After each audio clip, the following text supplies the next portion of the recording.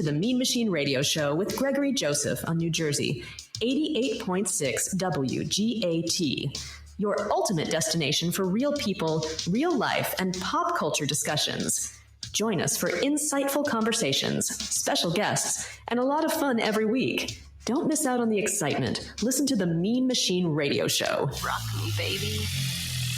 All right, as you rock me, baby, it is your Friday. Thank you very much. I know what day it is. It's always cloudy with a chance of meatballs because that is Jersey. Welcome to the Mean Machine Radio Show. I am Gregory Joseph, your hostess with the mostest there. And we have a very special guest this evening. And, due to technical difficulties last time, I figured I would say that first. And, he was very nice to come back and was very patient. And so now we're good to go. And before we lose him on the satellite feed out in Los Angeles, and we're here on the New York side, let's just bring him in without any further fondue. So, by the way, he is and I already told him this, he is the 1 degree of separation from one of the ultimate comedian, showman, and just entertainer in general, a hero of mine.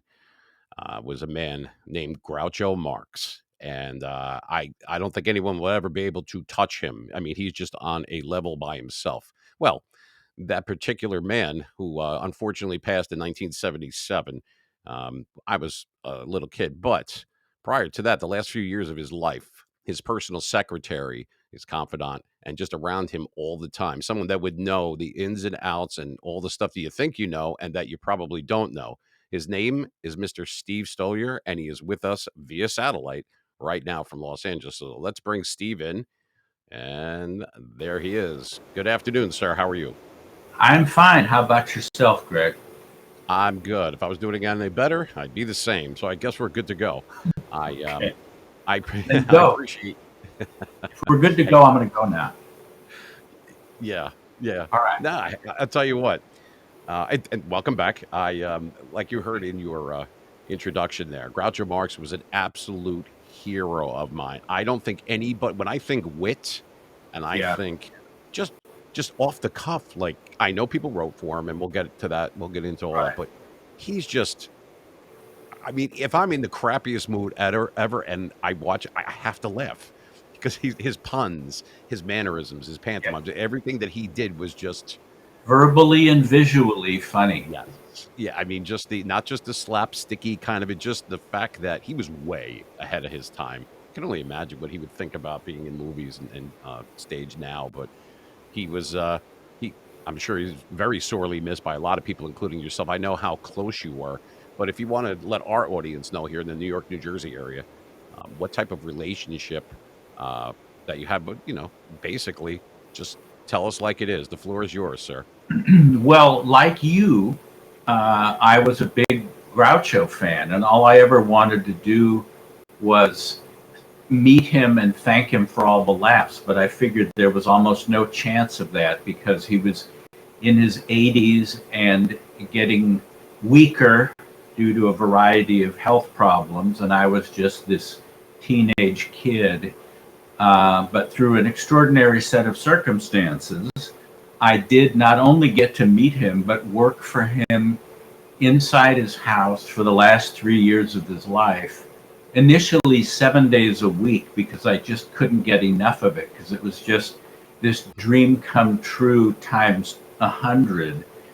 And I was his personal secretary, and I was also his archivist, put in charge of being paid money to wade ankle deep in photographs and letters and scrapbooks with reviews from the Marx Brothers vaudeville and Broadway days. Just an extraordinary, I was just so fortunate, and fortunate also because I was such an obsessive fan. Today's obsessive fans want to either marry or murder the objects of their obsessiveness. I just wanted to meet him, and I did in spades, working inside his house. And, being near my hero, getting to know him, I was always welcome at the lunch table. There was no sense that the help will eat in the kitchen. I was always welcome there. So I was privy to just remarkable conversations he had with his famous friends in front of and behind the camera. And I'm always hesitant. You know, people will say, and this man was friends with Groucho Marx. And I kind of wince at that because I think it overstates it. And I could say that we were good friends, and there'd be so few people to be in any position to question that. But I would say I was more than just an employee. I would say he was fond of me, sort of like an uncle, and he appreciated that I knew the kind of people and subjects that he was into, that I wasn't just this kid in tennis shoes and blue jeans and a t-shirt, you know, some pot smoking rock and roll guy who had no idea. I mean, one of the most gratifying moments that comes to mind is when I heard him call my name from his bedroom, and I went in and he handed me a $20 bill and he said, "Go down to Tower Records and get me some records. You know what I like." And the idea that he knew that I knew what he liked was very gratifying. He didn't have to explain it. And the fact that I cared about George Gershwin and Robert Benchley and James Thurber. Now, these, of course, were mythic names to me, but they were friends of his. Oh, my goodness. There I am with my mutton chops. Mutton chops. And they were made out of real mutton back then. Mutton chops and mustache and a full head of hair. That was in Groucho's backyard in November of '74, shortly after I got the job. And I felt like I was standing next to a prized marlin that I had been strapped to a chair on a boat trying to land for years. It was such a great afternoon. I tell you what, that's, I mean, and that's cool. Let me flash that again because that's in '74. So this is at least almost 3 years prior to his passing. So I mean, you look happy because I don't know if I could have been, if this man was like the way that I have him in high regard, or an idol, or whatever the case may be, or how someone felt, to be able to work with them day in and day out without him catching you staring at him or listen or laughing. You know, I don't know how that went, but how did you get that job? I mean, that's like a dream job. And before I tell you about before I answer that, there was one time when I was, one of the things I was in charge of was having him sign photos for fans who wanted autographs. And I was leaving his bedroom once with a stack of pictures, and I turned around and I said, you know, on behalf of all of the fans who will never get a chance to meet you in person, thank you for doing this for all of them. There's a lot of stars that wouldn't bother with it.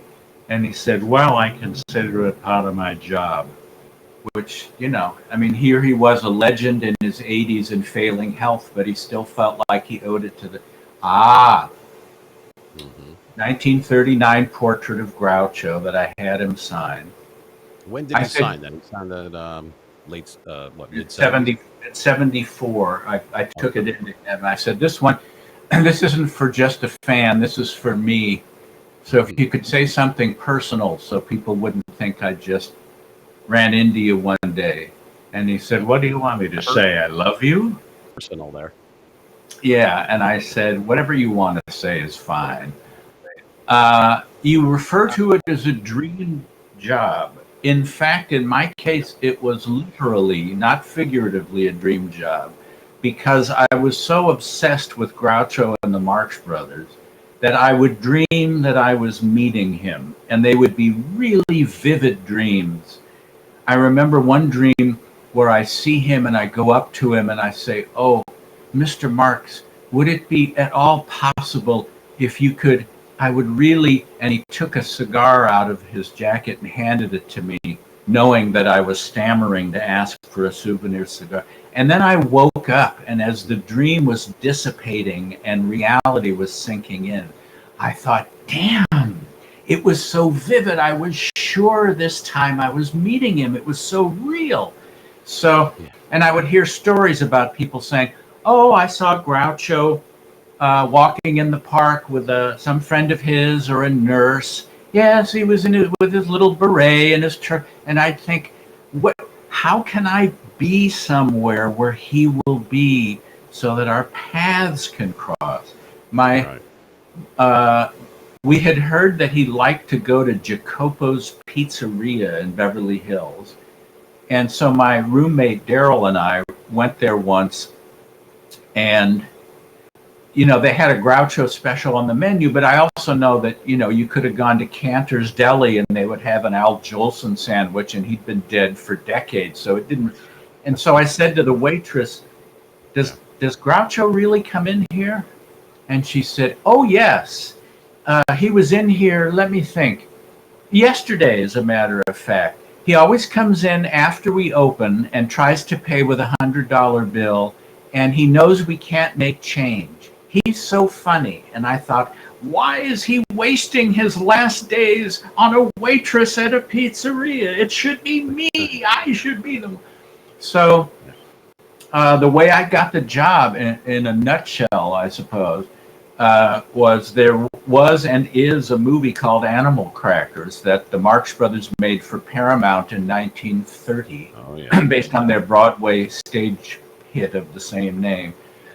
And when Paramount sold their movies to Universal, MCA Universal in the 50s, it was included in the package, but basically due to a clerical error, the copyright had expired and reverted back to the authors and composers of the original play. And Universal saw absolutely no point in spending good money to try to clear the rights to an old black and white Marx Brothers movie when they could focus on important films like Airport 75 and Downhill Racer and other forgotten. My friends and I were all Marx Brothers fanatics, and so we thought it would have been money very well spent. But Universal needed persuading. So I was a UCLA student, and I started a committee for the re-release of Animal Crackers, and we had a table on Bruin Walk where students entered to go up towards the main part of the campus. And all the causes had a table: legalized marijuana, gay rights, end Vietnam, all sorts of, whatever was in then, some of which are still pertinent. And then there we were trying to get an old Marx Brothers movie off the shelf, and people couldn't believe, are you sure? Are you going to send these petitions to the FBI? Do we have to be registered voters? Like, no, we just want to show interest. And I was able to get in touch with this woman, Erin Fleming, who was a young actress from Canada, who had started out as his secretary and had gradually wormed her way into being his manager. And as he grew older and hazier, he grew more dependent on her. So she was really in charge of his personal and professional life. And she arranged for Groucho to come to UCLA, and there were hundreds of students crushing in around us, and different print and television news crews were there to cover our cause. And Aaron said, this is Steve Stoliar. He's the one who's trying to get Animal Crackers re-released. And Groucho said, well, did you get it? And I said, not just yet, but we're working on it. And he said, well, you better or I'll fire you. And I said, I didn't realize I was working for you. How much are you paying me? And he said, a little less than nothing. And it's like the rest of the time, my heart was trying to escape from my chest. It was beating so loud that I'm sitting next to my hero, fielding questions from the press about Animal Crackers and about how the baby boomer generation had been responsible for a renaissance of interest in the Marx Brothers because of their anarchy and thumbing their nose at authority, which dovetailed just fine into the whole protest, don't trust anyone over 30 ideology of the baby boomers. So And he was, huh? I was just going to say, we're talking what? This is 1973 at this point? 74. 74. Okay. And he was very flattered by all the attention. Someone said, one of the reporters said, "What do you think of all the students and their adoration of the Marx Brothers?" And he said, "Well, of course, I'm flattered by it. Last Halloween, 3 kids came to my door dressed as Groucho, Harpo, and Chico." And I said, "What did you give them?" And he said, "I sent for the police." So there was still a lot. I mean, the mechanism that made him Groucho was still there, even though he had slowed and was older. One of the reporters said, "Mr. Marx, what is the purpose of your appearance here today?" "I expect to get lunch. But besides that, I may get dinner." So, it was we were there for a serious reason, but that didn't mean there wasn't much amusement and Groucho being Groucho. And sure enough, Universal relented and spent the money to clear the rights, and they reissued the film later in 74, and they said, "We're going to play it at the UA Westwood and at a theater in New York, and that's it. We're not going to distribute it wide." Basically, like, here, we don't want to hear any more about this. There, are you satisfied? And it ended up breaking the house record at the UA Westwood that had been set by the French Connection several years earlier. Oh, wow. And right, it was 71. Yeah. Yeah. And it was super gratifying for Daryl and me to be sitting at a coffee shop looking over at the UA Westwood to see a long line down the brick wall of the theater of kids in tennis shoes and T-shirts and blue jeans. You were instrumental in putting it there. I mean, that's like the icing on the cake. I mean, right? I mean, that had to give you some satisfaction. You did it right in front of your benefactor / new boss / That was the cake, and the icing on the cake was being rewarded with this plum job of working for him because I had proven my Marx Brothers bona fides. And I'll tell you now, one of the most gratifying things I hear, in addition to people saying, "I hate you," which I understand. I would hate me too if I met someone that got to. It's a rough word. Maybe dislike greatly. I was No, then it loses its power. I hate you, because I know they don't mean that. They mean I envy you. But one of the most gratifying things is when someone says, "Oh, Animal Crackers was the first Marx Brothers movie I ever saw," or "Oh yeah, I saw it last night on TV," or "I have the DVD." And it's like, you don't know what I went through, because it had been unseen for decades in theaters and had never been part of MCA's syndication package of old Paramount films. So all the old Paramount movies that cycled through late night TV that had that big shield that said MCA TV release, which I always wanted to run up to the set and make it an MCA TV release. Yeah. Well, let me ask you a quick question then. I mean, they had, Steve, so you had the re-release of that, but didn't they at some point, this is what I was told, but this could be incorrect. This might be East Coast knowledge compared to LA, California now, but I was told that they didn't release that afterwards, but they did sporadically release the show, You Bet Your Life. Is there any truth to that, where they picked one over the other because one was more television worthy and the other one was a little bit too risque, or is there no truth to that at all? Well, MCA didn't control You Bet Your Life, so there was no choice for them. It was whether to fool with Animal Crackers or not. Okay. But NBC still owned You Bet Your Life in partnership with Groucho and with John Goodell, who was the producer of the show. And it would periodically be syndicated.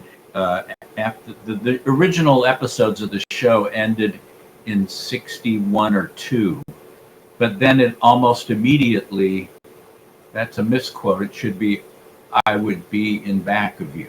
But there are more Right. misquotes on the information superhighway than accurate quotes. But And you're the only one, well, not the only one, but you would be number one in line to be able to refute that, obviously. So I it's, spend so much time trying to set the record straight. I have a letter from Steve Allen that ends with, "I hope this sets the record straight," which is more than my Pioneer turntable can do. Yes, that sounds I like do. Steve. Yeah. Yes, yeah, he was great. I do spend an inordinate amount of time, not because anyone asked me to, but just because I want things to be as accurate as possible. Because the things that Groucho said are marvelous. You don't have to cheat by giving him things he didn't say. But of course, with the internet, all sorts of things get misattributed, or it seems like everything has been that was ever said that was clever must have been said by Groucho, Twain, Winston Churchill, or George Carlin. If it wasn't any of Well, those good company. people, I I know, mean, but in most cases, they're either misquotes or they're from someone else. But it's like, well, no one knows who it. right. Uh, Well, I mean that goes back to, yeah. Well, when that crops up, obviously with the internet, there's going to be good, bad, and indifferent, and you would yeah, be able, like I said, to refute it. But you're talking about quote unquote Grouchoisms, yeah. which you would know as an archivist. That has obviously, that's a detailed job. It's an important job because that's how he's going to be remembered and have everything in order. Obviously, that's all part of the plan there. But if something was inaccurate, you probably, I'm sure you just jumped right on because you knew the guy was sitting 2 feet away from you. I mean, he's your source. Is this real? Did you do that Yeah, with him? Like ask and, him things like that? and it Okay. bothers me. It bothers me when people question. It's like, well, I've heard it both ways, or well, that's not what I read, and it's like I don't want to be a jerk, but my point of view is, I basically I knew Groucho Marx. Groucho Marx was a friend of mine, and Senator, Groucho Marx. Is that I'm in a position to have a more informed opinion, if not actual firsthand seeing and hearing. So please dial down your, yes, there we are again. And with Yeah. my Snoopy Joe Cool shirt. And Groucho with his Al Hirschfeld caricature shirt that he liked to wear with his beret. And Well, I didn't want to stop you because obviously the audio that'll go out, they're not going to be able to see it, but this is the visual part for those of you watching. They don't know what they're missing. Oh, those poor listeners. But you're so definitive in how you explain and articulate. So it's okay. It is. You are If a I man create amongst men. a verbal picture of what we are There you go. discussing. Painting the picture. Yeah. That's what Shakespeare said, something like that. But I don't think the guy that worked with him is still around. So we're lucky to have you. I don't think you want to enter the fold on that one. But No, I wanted to didn't play a know. clip. Bill Shakespeare and I were just good friends. Rumors to the contrary. Yeah. Well, it's good old Billy Shakespeare. But I just love the way that I mean, duck soup, animal cracker. I mean, there's probably so many that are in there that even you bet your life. I mean, he was on spec on some of this stuff. I know this because there's no way someone could have written that because he's not even looking at the teleprompter. He's not doing any of that. Well, do you want the truth or do you want the legend? I don't want the legend. I had the legend. Now I have you. You are a legend. So please indulge me. Well, no. If I'm a legend, then the word has become meaningless. And that's a Groucho. It's like the word amazing. Everything now is amazing or awesome. I remember I went to a restaurant and the lady taking names said, "What's your name?" I said, "Steve," and she said, "Last initial," and I said, "S," and she said, "Awesome." And I remember thinking, how is it awesome that my last initial is S? But I digress. And I don't even remember what I was beginning to explain because I derailed my own train of thought. What were we talking about? William Shakespeare. No, I'm kidding. We were actually, no, you didn't get derailed on that. It was about people. You said, let me give you, when I said, well, he wasn't looking at the teleprompter during the yes. All right, there you go. This is a complex subject because some people will say, Groucho thought up all that stuff off the cuff, without writers, unprepared. He was that brilliant. And other people will say everything he said was written out ahead of time, and he was reading all of it. And as is so often the case, the truth is in between those two extremes. The color of truth is gray, as André Gide once said, although he said it in French. Here's the deal. There's no way that just anybody could have done what Groucho did unless he wasn't fast and clever with a quip and able to play off of average people giving answers. Because I saw it at the lunch table. I mean, it would have, he would look forward to getting the mail every day because the Hollywood trade papers would be there. And one day he came to lunch table, he said, "Wonderful mail today, nothing but requests for money." And I said, "But you got a variety, didn't you?" And he said, "Yes, a variety of requests for money." Now, nobody wrote that out for him. That's just how he was. However, you cannot guarantee gold every week. And so there was a staff of writers headed by Bernie Smith, who was a wonderful man and a great writer. And they would interview the contestants and jot down suggested comebacks for Groucho or suggestions for ask him about his hobby or something like that. So it was sort of a safety net that and it was projected on an overhead projector over the heads of the contestants. So the audience and the contestants couldn't see it. But Groucho could look up there and, if he wanted to, use the line that was written. So I'm sorry, this is on cards, or is it a teleprompter back? Because this is the 50s we're talking about, right? So it was, they had the cards? It was an overhead projector. It was a projector, okay. Like I don't even know if they use them anymore, but in class you would draw like with grease pencil on a translucent thing, and it would be up on the wall, or a map of the Confederate States. Because I knew in the 50s they were turning stuff over where they had some technology, but no, I was just curious because I remember the old days with the... Yeah, no, it wouldn't have been a teleprompter. It would have been ahead of time because they had pre-interviewed the guests, suggested lines. So the Bob Dwan, who was the director, told me that they tended to film about 50 minutes to an hour, and they would edit that down to a half hour. And he said once it was edited down, the percentage of spontaneous Groucho comments was far greater than the prepared comments. But, in the interest of full disclosure, some of what he did was written. But for the people that hear that and think, oh, well, then I guess Groucho wasn't as clever as I thought he was, you're doing him a great disservice, because it would be like dismissing Johnny Carson as a funny man because, well, he had writers write the monologue. Or, if the president, like at the White House Correspondents' Dinner, delivers a funny line and gets laughs, some people will say, well, but he didn't come up with that. But, there is a skill in choosing which jokes to tell and which not to tell. And in Groucho's case, much of it was off the cuff. So that is the long answer to your short question. Well, that's in line with...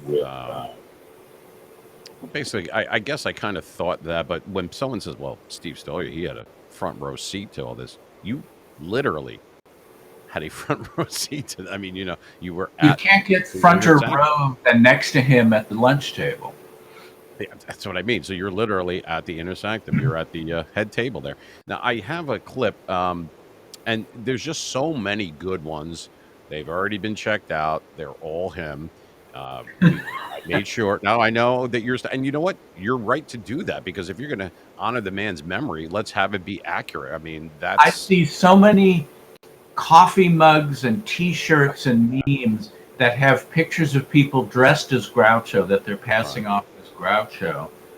And it's frustrating because they'll take the copy as the real thing because it's like, well, he looks like him. He's got the mustache. And Alfred Eisenstadt, who was a well-known photographer for Life magazine, made himself up as Groucho and had a picture taken. And I see Alfred Eisenstadt mugs and T-shirts and memes, and it's like, it's not. But you don't care about Alfred Eisenstadt, so go ahead and say it's Groucho Marx.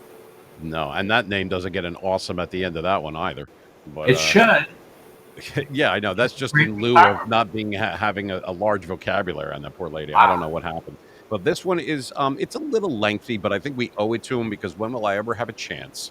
And if you've ever seen my show, I like to watch with the people that are inclusive of it. It's my trademark, so to speak. But like I said, and I did that at Groucho's. We would watch episodes of You Bet Your Life, and Groucho. He should have gotten that. He should have known the answer to that. That was an easy one. Or we watch. Yes. I was going to say, I take it back. You are correct. I do hate you now, because you get to watch it.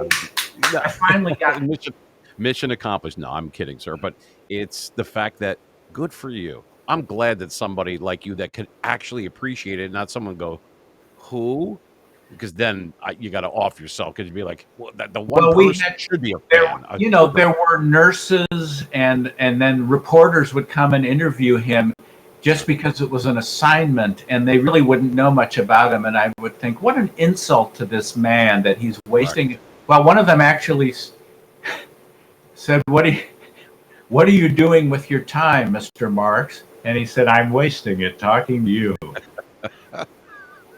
I can't just, there's only a few people, someone like George Carlin, someone like Richard Pryor, and then obviously the top of the line is Groucho Marx. Those are the only people that I just start laughing. I can't help it. He's way beyond because he's snarky, he's punny. I mean, I don't know how it would go over today, but as far as I'm concerned, this is the man that I owe it. My sarcasm, I owe it all to this man.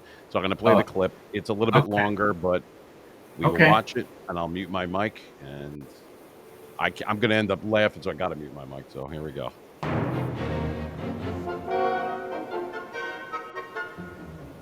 want to be near you. I want you to hold me. Oh, hold me closer. Closer. Closer. I'll hold you any closer, I'll be in back of you. Oh, why can't we break away from all this? Just you and I, and lodge with my fleas in the hills. I mean, flee to my lodge in the hills. And you can say it was a real love match. We married for money. Eh, my shrinking, Violet? Say, it wouldn't hurt you to shrink 30 or 40 pounds. Oh, you impudent head. Why, you're one of the most beautiful women I've ever seen, and that's not saying much for you.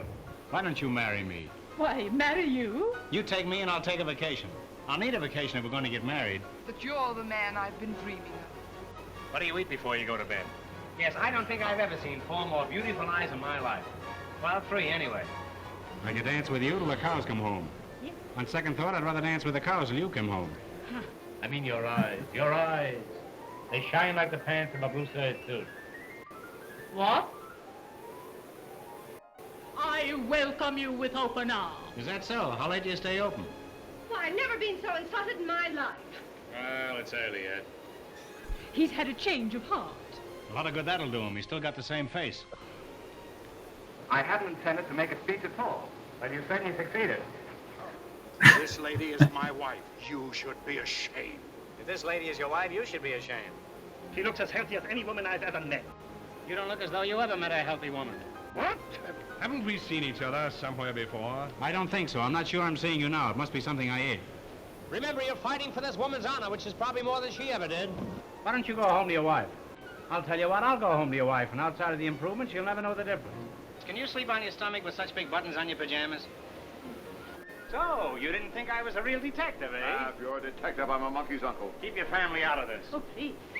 $9.40, this is an outrage. If I were you, I wouldn't pay it. Well, that covers a lot of ground. Say, you cover a lot of ground yourself. You better beat it. I hear they're going to tear you down and put up an office building where you're standing. I thought this cigar was in my other suit. I wish you were in your other suit, and your other suit was being pressed. No, mangled. Did anyone ever tell you you look like the Prince of Wales? I don't mean the present Prince of Wales, one of the old Wales. And believe me, when I say Wales, I mean Wales. I know a whale when I see one. You guys go to your rooms. I'll be down shortly. That reminds me, I must get my watch fixed. Crooks, the crooks, they're escaping. Follow me, man. Never mind the men, just the women. Hey. Yes, sir? Oh, no, sir. This is special for Mr. Helton, sir. You see this?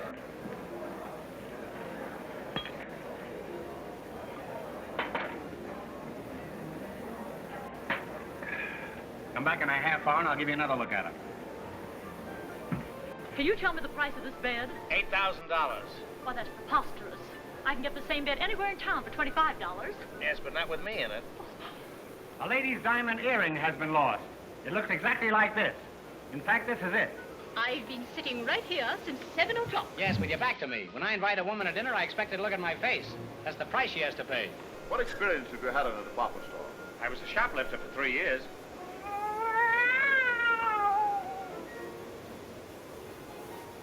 Oh, Captain! Good gracious! Oh. If you weren't smaller than me, I'd flog the daylights out of it. But I'm bigger than you. Well, that's another reason. Are you sure you have everything, Otis? I've never had any complaints yet. Are you a man or a mouse? You put a piece of cheese down there and you'll find out. One of them goes around with a black mustache. So do I. If I had my choice, I'd go around with a little blonde. I can see you right now in the kitchen, bending over a hot stove. But I can't see the stove. This magnificent chest. This magnificent chest. I'm the plumber. I'm just hanging around in case something goes wrong with our pipes. That's the first time I've used that joke in 20 years. Is it true you're getting a divorce as soon as your husband recovers his eyesight? Is it true you wash your hair in clam broth? Is it true you used to dance in a flea circus? This is outrageous. No thanks. Bad luck. 3 on a midget. We took some pictures of the native girls, but they weren't developed. But we're going back again in a couple of weeks. Why, look at that face. Oh, look at that face. I'll go and pick up a couple of the boys. And I'll stay here and pick up a couple of names. Women, this is no time for women. On to the bar. Sheriff Hungadunga, and McCollum. You've left out a hungadunga. You left out the main one, too. You might have some tomato juice, orange juice, grape juice, pineapple juice. Hey, turn off the juice before I get electrocuted. Why, a 4-year-old child could understand this report. Run out and find me a 4-year-old child. I can't make head or tail out of it. What do you think of that slide? Well, I think he was safe at second, but it was very close. You know Conductor Hennessy, don't you? Inspector. Inspector yourself. But look at me. I've worked myself up from nothing to a state of extreme poverty. Now, what do you say? What are you doing with that cigar in your mouth? Why, do you know another way to smoke it? What do you think of at night when you go to bed, you beast? Well, I'll tell you, my... I'd rather not discuss it any further. Remember, there are children present.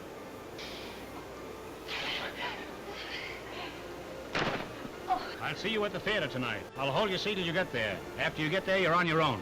Now, don't point that beard at me. It might go off. Oh, throw me the lifesaver. Oh, Professor Wagstaff. Please, hurry, Professor. Anything further, Father? Anything further, Father? That can't be right. Isn't it anything farther further? Faravelli, you've got the brain of a 4-year-old boy, and I bet he was glad to get rid of it. You're awfully shy for a lawyer. You bet I'm shy. I'm a shyster lawyer. I'm going there soon, you know. Is that so? Where are you going? Uruguay. Well, you go Uruguay, and I'll go mine. Well, all the jokes can't be good. You've got to expect that once in a while. Fancy seeing you here. Well, it's a small world after all. Boogie, boogie, boogie. You mind if I don't smoke? One morning, I shot an elephant in my pajamas. How he got in my pajamas, I don't know. Incredible. Absolutely incredible. Yeah. Wow. Let's just watch clips for the rest of the show. Well, I know. You know what? I salute your taste in clips. Those were really nicely chosen and show Groucho off to his best advantage. Thank you. That actually means a lot to me because it wasn't easy to get a compilation like that. But the ones that I went through, I felt that I owed it to you and to him.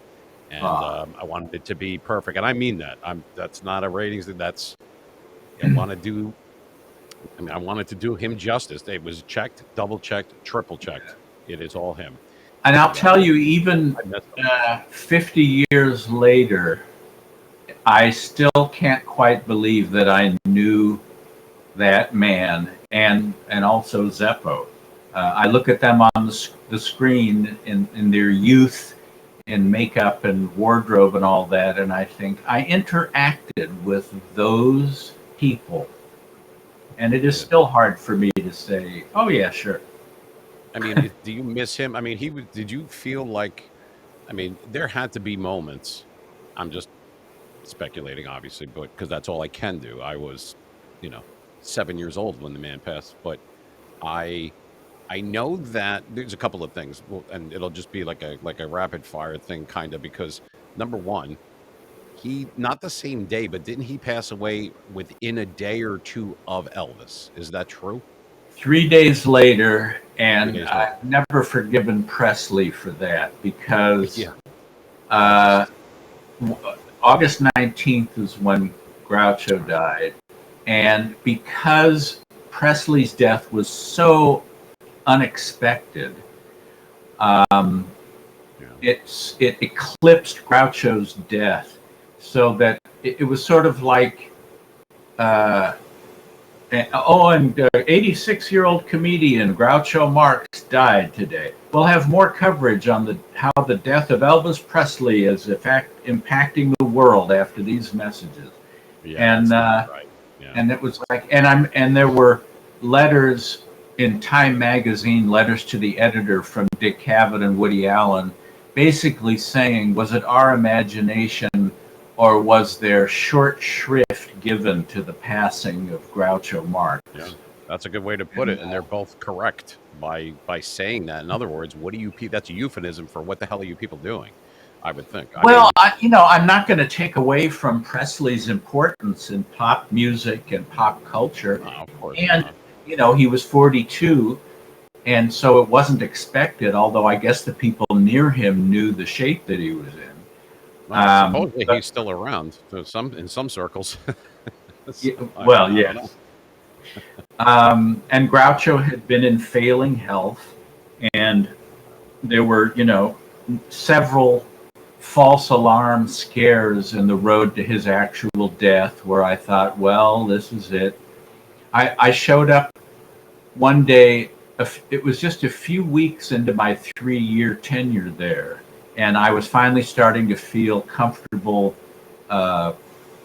working there, and not that someone was going to clap their hand on my shoulder and say, "Excuse me, we've made a terrible mistake. You don't belong here." And I was feeling comfortable, and I rang the bell, and the maid answered the door and said, "Please be quiet. Mr. Marx has had a stroke." And I remember thinking, oh man, just as it was beginning, the coach is turning back into a pumpkin. But I had a great 3 weeks. And I went, and the maid said, they're asking for you back in his room. So I went in expecting to see him like lying on the floor and unable to talk. And instead he was propped up in bed with his mucklucks reading the paper. He said, is the ambulance here yet? And I said, no, not yet. It figures. And went back to his newspaper and was like, wait a minute. I'm expecting you to be knocking at death's door with both fists, and you're just... and so he sprang... Yeah, he sprang back from that and other ones. And as I mentioned, I ended up being there for 3 years, but I certainly didn't know that at the time. So it wasn't so unexpected when he died compared to the Presley bombshell. And of course, now every year in August, TCM starts to show Elvis movies, and there start to be articles with people that knew Presley or worked with him or something. Well, here we are coming up on the passing of the king, and it's like, oh, all over again. I have to go through Elvis eclipsing Groucho. And in the book that I wrote about my time there, Raised Eyebrows, My Years Inside Groucho's House. Yeah, top corner right there. Yep. I make the point that there were other kings on other thrones. So it wasn't like Groucho was a bigger deal than Elvis Presley. It was there are separate but equal kings of different lands. Of course. And you made mention of that in your book, which I think is admirable. I mean, both men, to be revered. I mean, correct me if I'm wrong. Not only that, but didn't Elvis live across the street from him? He actually lived, for a while, he lived up Hillcrest, which is where Groucho lived. I mean, he had Graceland and he had other places, but there was a time when he lived up the hill from Groucho. Same street in Beverly Hills, right? It was. Yeah, Hillcrest. A few doors up was Danny Thomas. I remember at lunch once, Aaron Fleming was at the lunch table and Groucho, and Aaron looked out the window, which was the backyard, and she said, "Oh my God, there's people on the hill looking at us through binoculars." And Groucho said, "They probably think I'm Danny Thomas." Danny Thomas, so right? The Shriners she was an guy. alarmist, and he tossed it off as big deal, you know. I mean, being next to him must have been, I mean, near the end, and you could see him obviously slowly slipping away and everything. He still had his faculty until the very, I mean, to the very end, from what I've heard on a show that you were on back in, I believe it was 96. And I think you and I mentioned this a couple of weeks ago. That part, I would never like the same stuff, but if you could reiterate that for us, sir, what he said to the nurse. There was, well, yes, that was the dark side of my dream coming true. One of them was putting up with Aaron Fleming's volatility because she was mentally unbalanced and given to fits of rage and hiring and firing and yelling at Groucho. It was a tough situation to try to be in between and stay on her good side and still be trying to care about and care for Groucho and not get fired. Right. So there was that was one of the downsides, and the other downside was that the bargain I had made with fate was, you know, we will let you spend time with your hero, but it means you're going to be there slowly watching the clock run down. Instead of just newspaper stories now and again and then an obituary, I'm going to be there and involved in the intrigue, in the fight over a conservatorship and his estate, and you know, there was all that stuff, but I was also going to have to watch, you know, the faucet slowly get turned off. Towards the end, he was really hazy, and when he was in the hospital at Cedars Sinai, although it was just Cedars then, it hadn't merged with Sinai. Again, ever the stickler for accuracy on stuff. You know what? I don't even attempt to argue with you because that's a non-winning situation and a non-interesting one to boot. And so I dare anyone to find that interesting. Anyway, when he was literally on his deathbed, drifting in and out of lucidity, he was sleeping, and the nurse woke him up, and he said, "What do you want?" And she said, "I have to see if you have a temperature." And he said, "Don't be silly. Everybody has a temperature," meaning 98.6. So again, despite these sledgehammer blows to his mind from strokes and hardening of the arteries and age, that mechanism that caused him to twist a phrase and hand it back, to look at something and take it literally. You know, he let me shoot a short video in his living room as part of a production class for UCLA. And I started out, I said, "Well, there's election just around the corner." And he said, "Which corner?" And I said, "Well, it's just around the corner." And he said, "You can't just say around the corner. It has to be a specific corner." And that whole thing of taking a cliche literally, I find myself doing that all the time. Like I was saying with, you know, people that say awesome and amazing and wonder how amazing is it that I have a last initial. That's very, very cavalier of them. Yeah. It stayed so that his humor, was there to some degree all the way to the end, which is kind of bittersweet. So if you had a choice, I mean, you don't want to see this happen, the inevitable, but you're probably torn because you don't want to not be there either, because time is precious, something that no matter how much money and fame and fortune you have, time is the only commodity that we cannot buy into.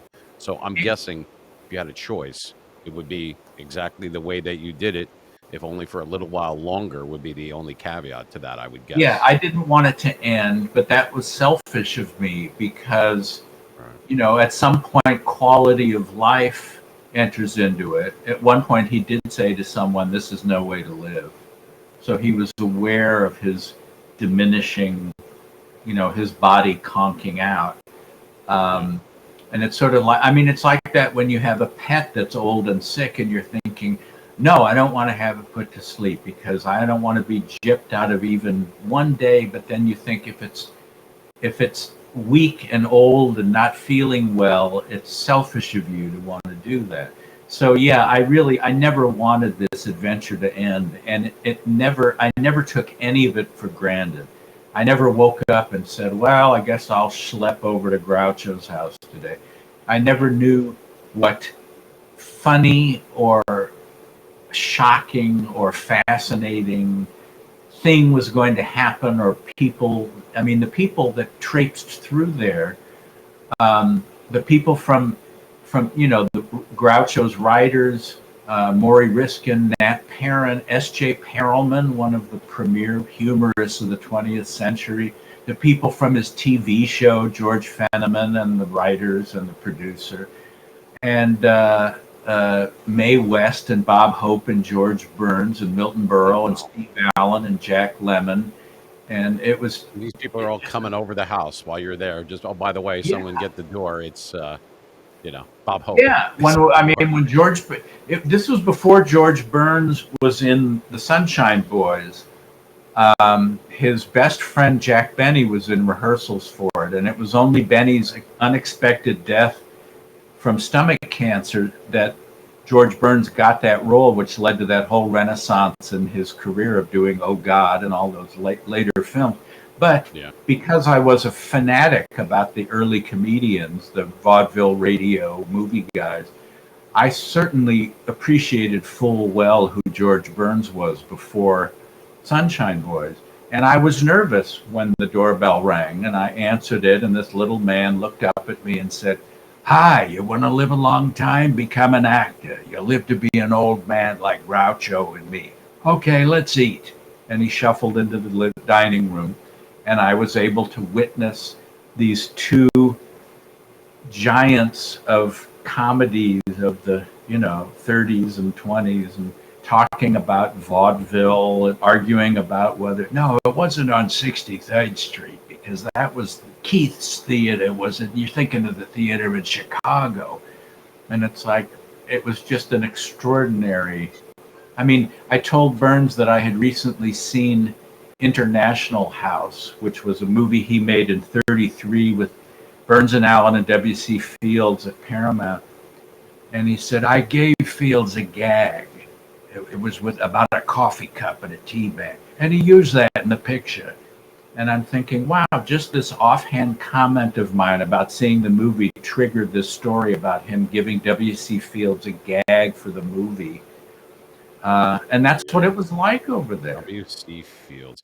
Did Groucho have family around him near the end? And I'm guessing, because actually I don't know. I wanted to actually ask you this. He passed away in his sleep, right? Isn't that what happened? Well, he had two daughters and a son, and they had all had their own ups and downs throughout his life, but Aaron Fleming drove a real wedge between his family and him. It's such a, it's sort of a cliche that as the curtain is coming down, some younger woman enters the picture and alienates the family and the longtime friends. And that's sort of how it was.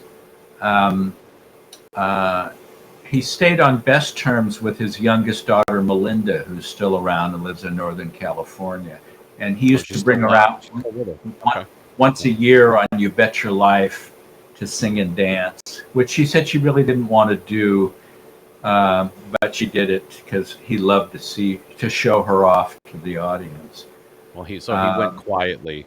I'm guessing in the night. Yeah, yeah. Finally, he just didn't wake up, which we knew was out there somewhere. Were you there the last day before? I wasn't there, but I was at the house the weekend that he died. That was my last weekend there. The temporary conservator, Nat Perrin, who had co-written Monkey Business and Duck Soup and created the Addams Family and a lot of other great stuff, was one of Groucho's oldest friends, and he was chosen by the judge as a fair middleman between the Aaron Fleming faction and the Arthur Marx faction, who were kind of battling over control of Groucho.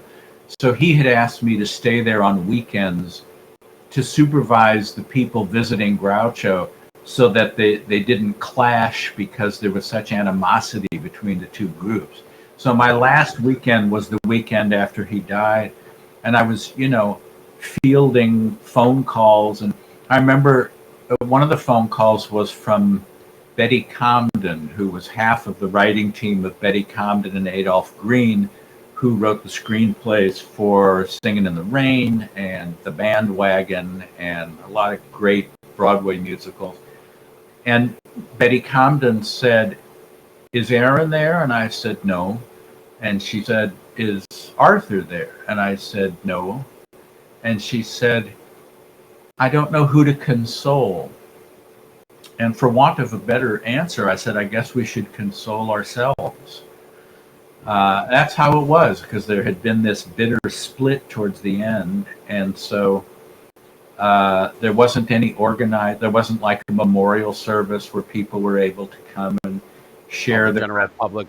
They weren't there. No, it was a very small, tight service. Erin had a little gathering of her friends, and Arthur had a little gathering of his friends. But by then, it's like Arthur never trusted me because he felt since Erin had technically hired me, I was one of her people.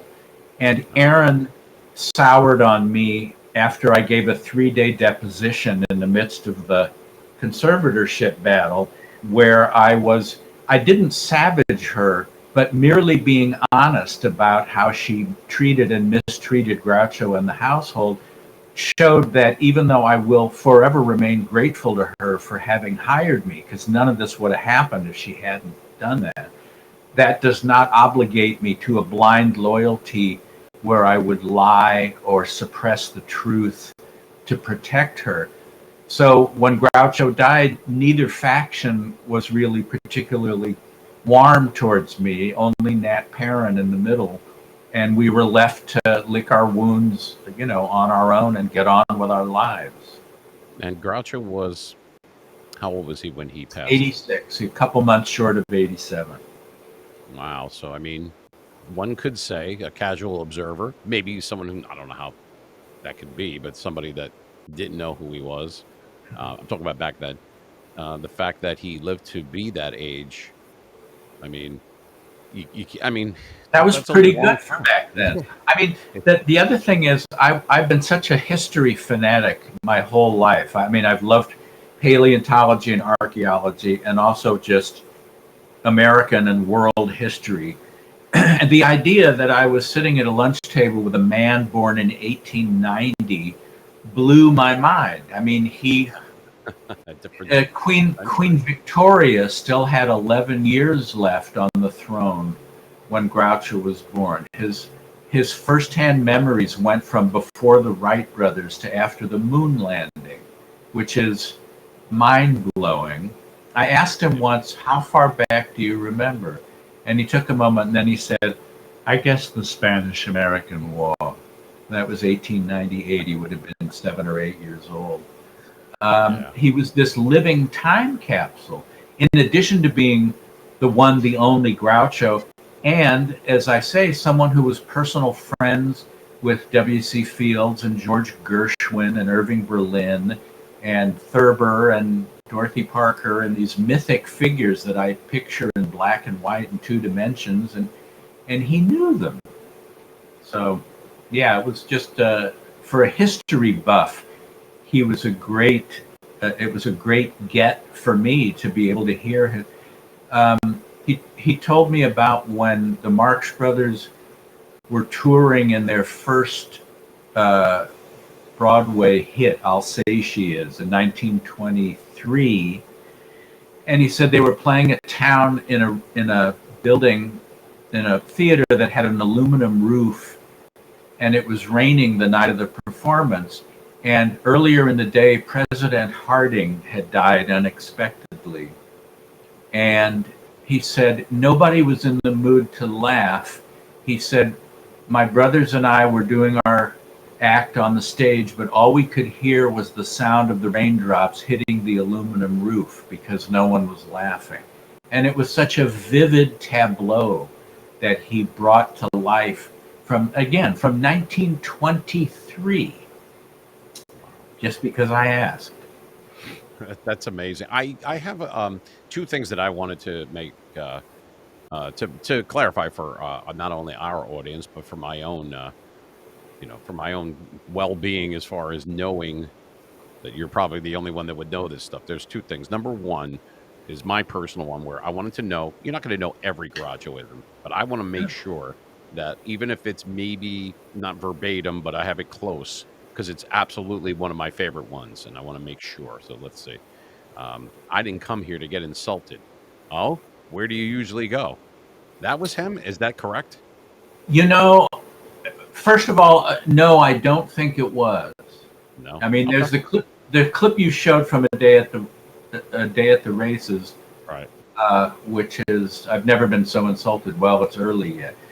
I have heard that line about where you usually go, and it is very Groucho-esque, but I've never been able to attribute it to him, nor have I heard about the, quote, real author of that line. So I don't know.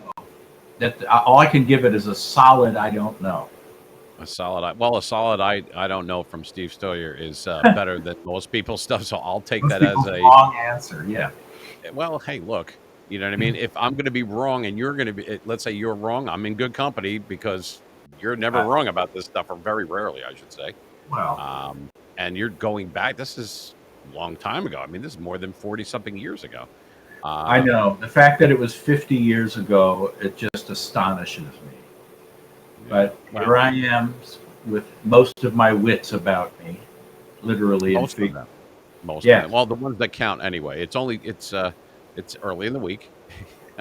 I'm thinking of the clip, and I'm trying to pay you the respect, but I can hear him echoing in my mind, even though the reel is finished, and I'm just like laughing, like, you're the best looking woman I've ever seen. It's not saying much for you. I mean, it's just funny. I can't help it. It's just the guy. When I've seen all these movies so many times, and I'm particularly fond of the Paramount films, and I'm glad that's why most of your clips came from, and yet I will still either smile loudly or chuckle a little. I'm always either finding new things or old things strike me more funnily than before. So even this time, when you showed the clip from Coconuts, and the guy said, I didn't intend to make a speech at all, and Groucho says, well, you certainly succeeded. I'd forgotten that line. Excuse me. Excuse me. And it just sort of caught me again. Or there'll be sometimes it's an innocuous line, like in the classroom scene in Horse Feathers, when the professor says, are there any questions? And Chico stands up and says, when you gonna cut the watermelon open? It isn't one of the most famous lines, but it gets me sometimes. So even after all these years and repeated viewings, especially the Paramount films, which they're faster and they don't get bogged down in elaborate musical numbers and love stories and subplots like the MGM films did. They hold up wonderfully. And that's actually very well put. All right, the last thing that I wanted to ask, as far as what was on my plate, because I already knew a lot. I have done my due diligence, and now that you know that I am aware of, well, I've always been aware of who you are, and I've seen you I periodically over haven't the always years. been aware of who I am, so you're Well, ahead. thank you. High five. All right, raised eyebrows. Steve Stoliar. There's the actually. Let me put on the big one for the people that are going to see this on YouTube later on. So there it is. I need to plug that, by the way. It All right. is. Well, here comes the shameless plug. Go for it. It is available on Amazon. Not along the Amazon. You needn't fly to Brazil. It's available on Amazon, also in Kindle or audiobook with me doing all the voices and reading. Or if you would like to get a signed or personalized copy of the book, you can go to my website, which is stevestoliar.com, and I will be. We're running it right there. Yep. Yes, but for those of our listeners who aren't viewers, they can't see what's on the screen, Greg. Perhaps you don't understand. Know, and now they know because that's what the editing is for later. But we're good. Keep going. I also want to say that the book is currently being developed into a motion picture that will star Jeffrey Rush as the elderly Groucho, and it will blow what's left of my mind to see this chunk of my life dramatized on screen with people playing people that I knew, including someone playing me at 20 with mutton chops and a full head of hair. Oh my goodness! Yeah, they're gonna have to find a Snoopy shirt. You don't even have that anymore, do you? I threw it out last week. I wish you'd said something. That's actually funny. Damn, you just missed, Steve. All right, so you can get it on stevestoliar.com. www.stevestoliar.com. That's stevestoliar.com. And obviously, you can get it everywhere. I mean, the fact that it's electronic and you can buy the hardcover or whatever and get it signed, I think that's great. It gives a little bit of something for everyone out there. Yeah, people have gotten the audio book that had the book say it's a completely different experience because one is a performance that enters your brain through your ear and the other is, pages that you read. So no, that's a good point. But and the last but not least, for those that don't know that are watching and listening, I'm going to flash this one up there, but obviously I'll be able to explain it, or actually you would have to if you would indulge us. Tell the people that don't know what that mustache is all about. In other words, I know this answer already, but for those that don't, could you explain what how you're that showing? came about? What you're showing is a portrait of Groucho from '39 that he signed to Steve, a great secretary, Groucho. And because it's an original still, you should be able to see that his mustache is paint, grease paint. He used to, on stage, he used to have a crepe mustache that he had to put spirit gum on his upper lip and then paste the fake mustache on and then let it dry and then go out and do his performance. But one night he was late to the theater and he didn't have time to fool with all that. So he stuck his finger in the grease paint and smeared it across his upper lip. And he got the same laughs he got. And he thought, well, good, this saves me time. I don't have to bother putting on that stupid fake mustache. And then when he was making The Coconuts in 1929, their first film, the producers said, you can't wear a grease paint mustache. Audiences won't accept it. And Groucho said they accepted it for years on the stage. And the guy said, well, that was on the stage. This is in the movies, and they won't accept it. And Groucho defied him. And of course, now it's kind of laughable to think that there was concern that because it was grease paint and not a fake mustache, it wasn't going to work well. No, yeah, that wouldn't work. Now later on, like when he grew was his own.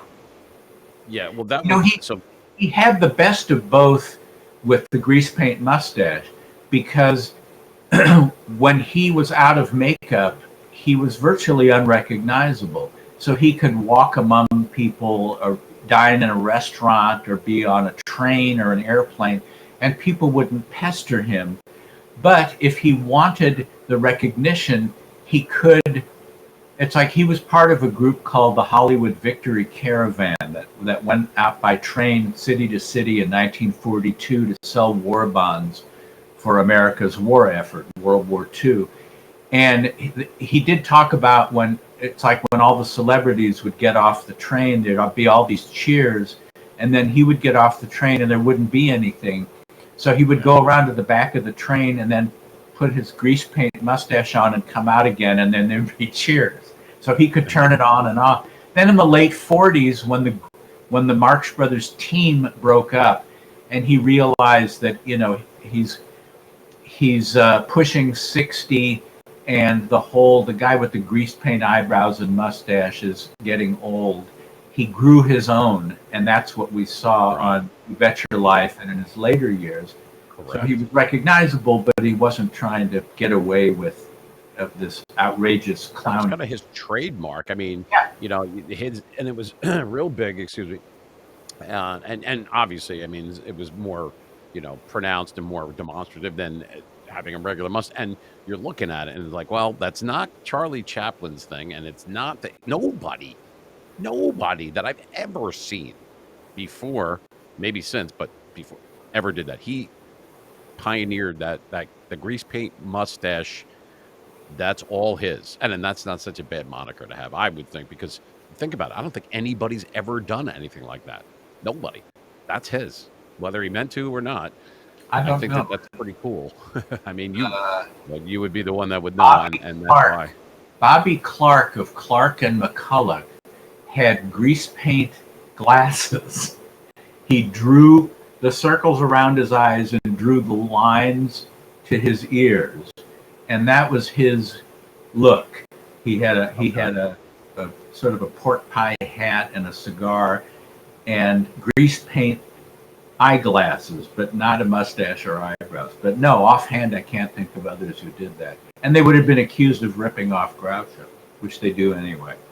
Yeah, exactly. All right, so final thoughts, because obviously we're not scripted, because I like it to just flow, because I appreciate it. It's very organic that way. And you could see, well, for those that are listening, once again, but what you're going to be able to see is I could see it in your face. And what I mean by that is you talk with so much reverence, so much, I can't even think of the right word. Like, I can tell you miss the man, and that this brings back a flood of memories when you speak about him. Not the first time, and definitely not the last. And then you're going to have the movie going on, someone playing him and someone playing you. And it's like you're looking at your life from the outside in. And I can't even imagine the thoughts and the feelings that are going through your body and mind and soul.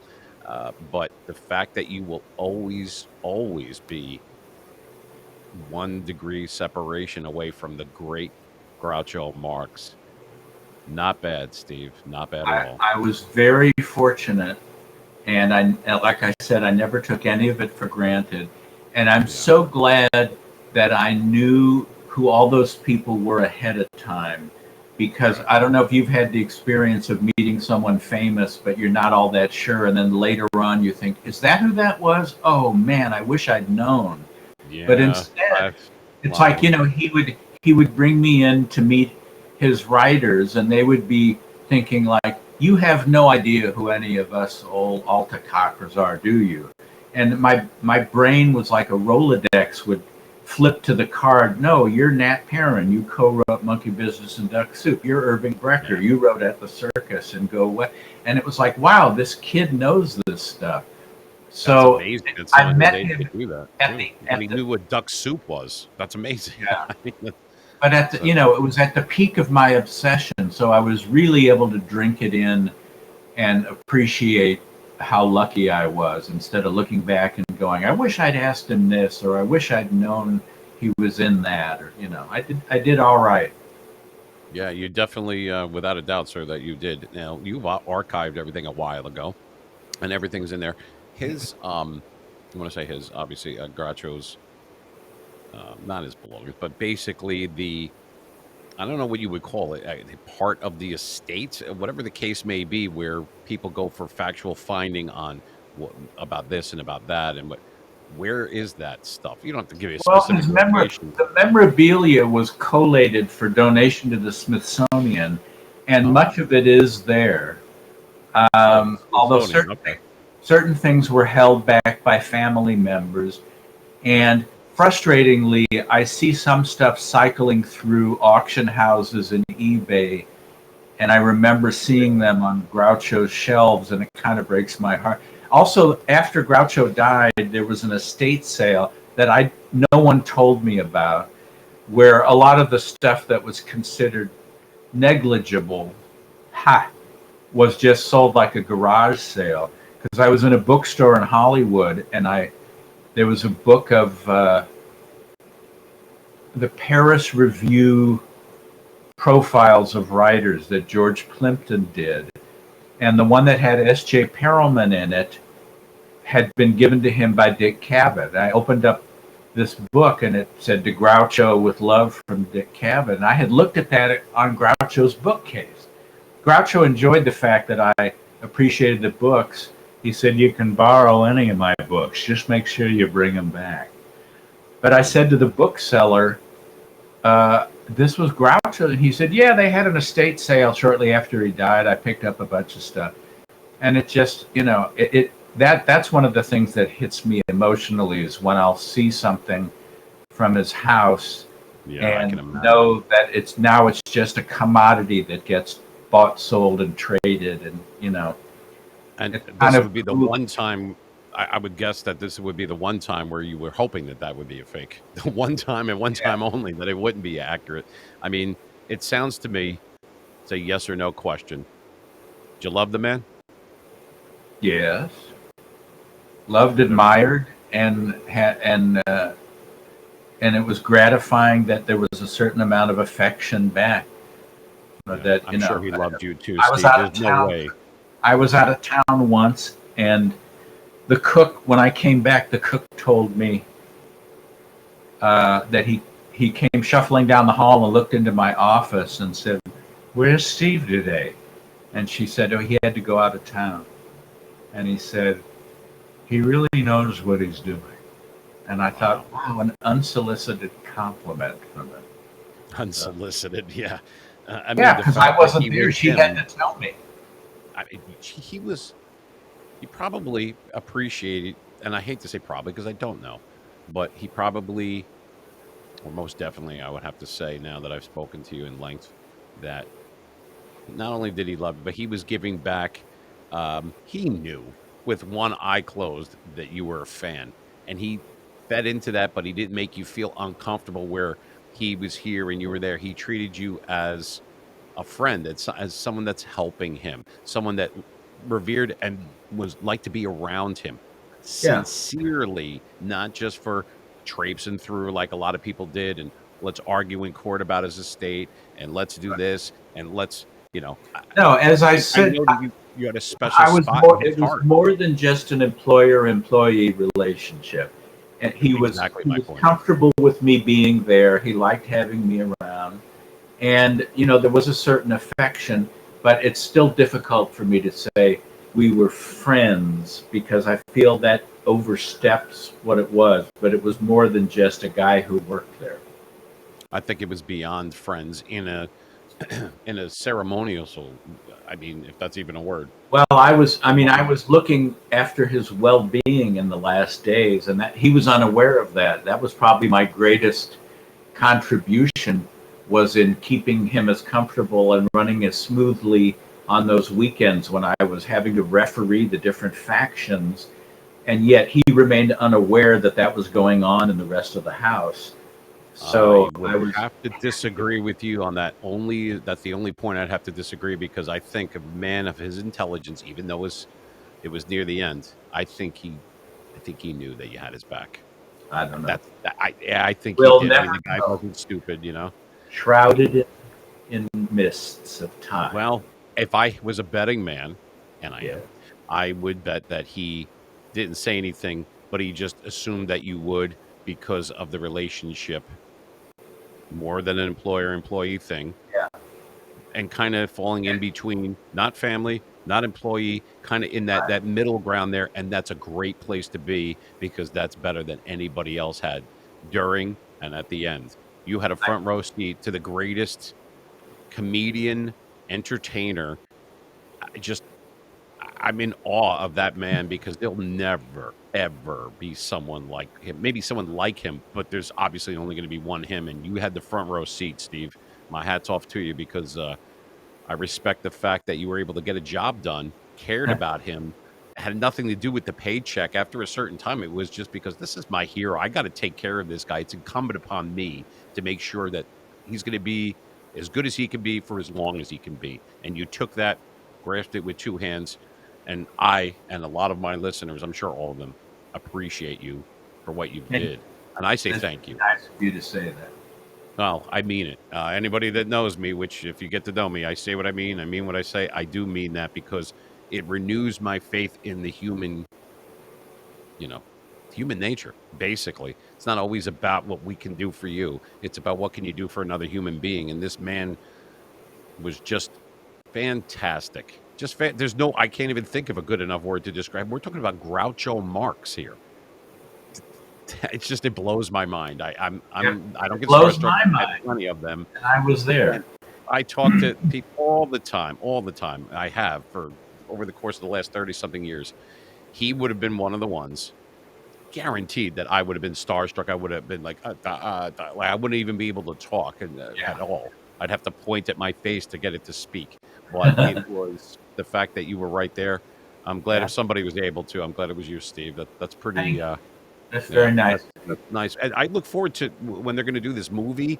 I mean, Yeah. are you going to be like a consultant on this? Well, I co-wrote the screenplay and I'm co-executive producer, so I'm sort of peripherally involved. Yeah.